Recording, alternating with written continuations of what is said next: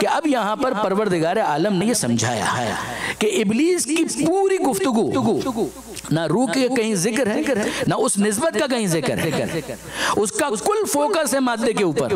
गारे से बनाया, कीचड़ से बनाया, इससे बनाया, उससे बनाया।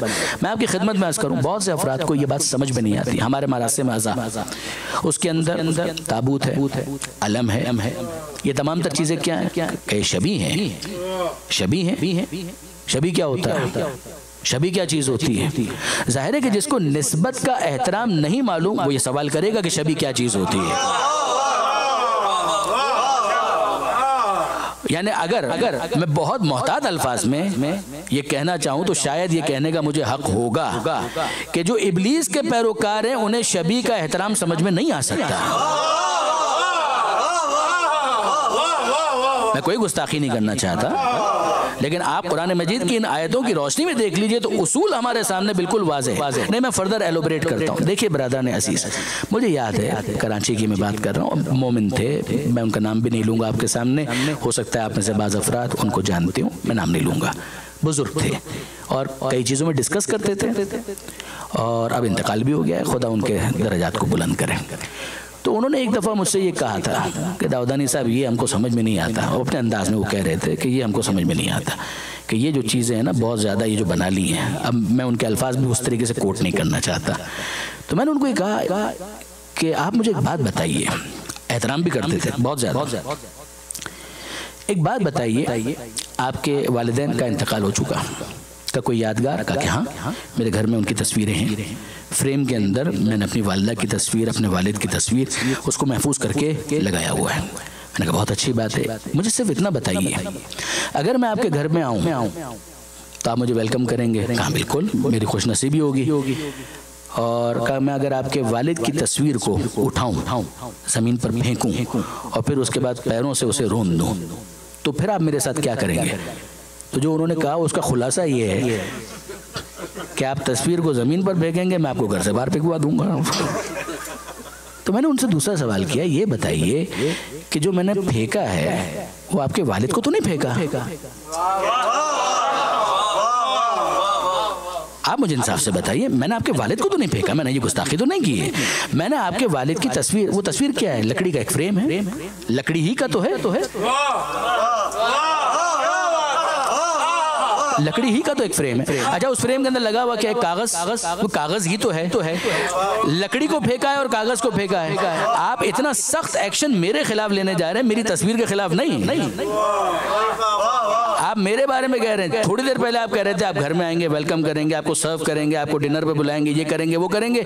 और जहां मैंने ये कहा कि आपके वालिद की तस्वीर को अगर मैं फेंक दूं जमीन के ऊपर तो आप मुझे घर से बाहर फेंकवा देंगे। का वजह क्या है? कहा कि वो मेरे वालिद की तस्वीर है। मैं कहा वालिद तो नहीं है। कहा के की कुछ आ गया तो इसका मतलब इजाफत ही तो है।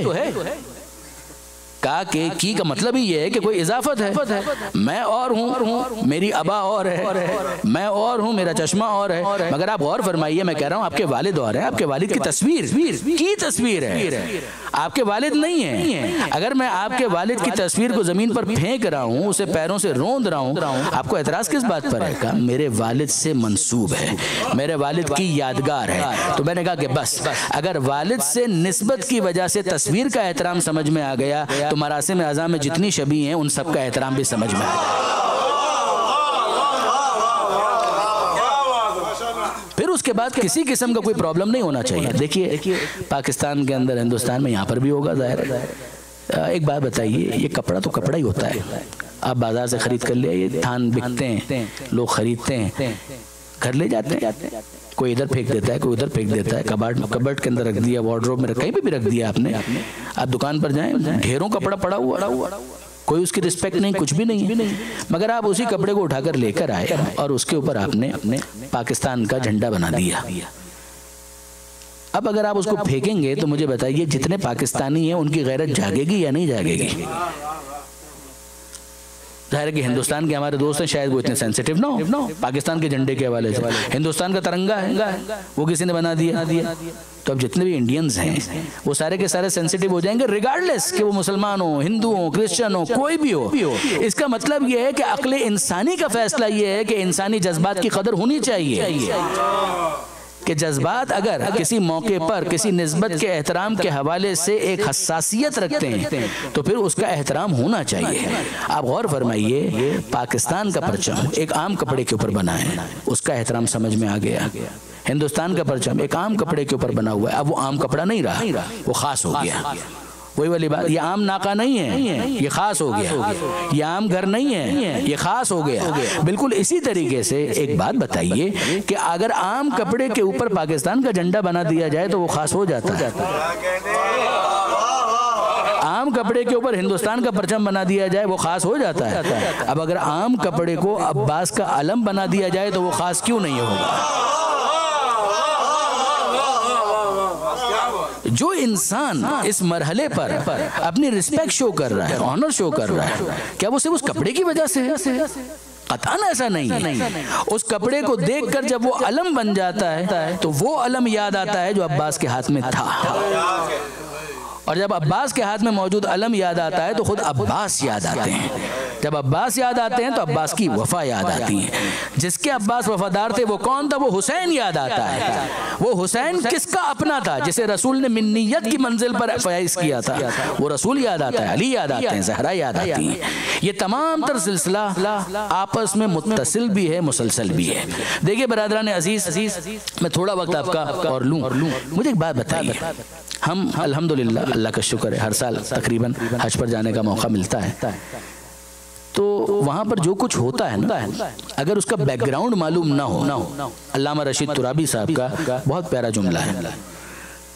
वो उन्होंने कहा था एक मरतबा, मेरे अल्फाज है, मतलब उनका है कि अगर पस मंज़र मालूम ना हो तो सफ़ा और मरवा के दरमियान जितने अफराद सही कर रहे हैं ना, जितने अफराद सही कर रहे हैं, अगर बैकग्राउंड मालूम ना हो, पस मंज़र मालूम ना हो, और गैर मुस्लिम देखे तो वो कहेगा दीवाने हैं, पागल हैं, मजनून है, दौड़े जा रहे हैं, सफ़ा मरवा के दरमियान दौड़े जा रहे हैं। अब आप गौर फरमाइए, ये चक्कर क्या है? सारा मामला ये है कि पस मंज़र उसको नहीं पता। अगर पस मंज़र मालूम ना हो तो हज के सारे रिचुअल्स दीवानगी लगेंगे, और अगर पस मंज़र मालूम ना हो तो आशूरा को जो कुछ होता है वो भी दीवानगी लगेगा। एक फर्क के साथ कि पस मंज़र पता चल जाए तो हज के मरासिम को कोई दीवानगी नहीं कहेगा, और अगर आशूर के मरासिम का पस मंज़र पता चल जाए तो फिर भी दीवाना तो लोग कहेंगे, मगर कहेंगे हुसैन के दीवाने हैं।